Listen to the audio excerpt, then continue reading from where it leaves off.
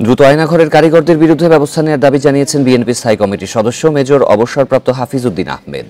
আয়নাঘরের নামে যারা মানুষ হত্যা করেছে, গুম করেছে, তারা বহাল তবিয়তে আছে বলে জানান তিনি।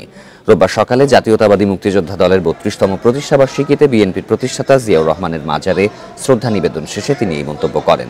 ২৫০টিরও বেশি ডিজাইন অপশন নিয়ে ওয়ালটন স্মার্ট ফ্রিজ, বোঝে আপনার প্রয়োজন।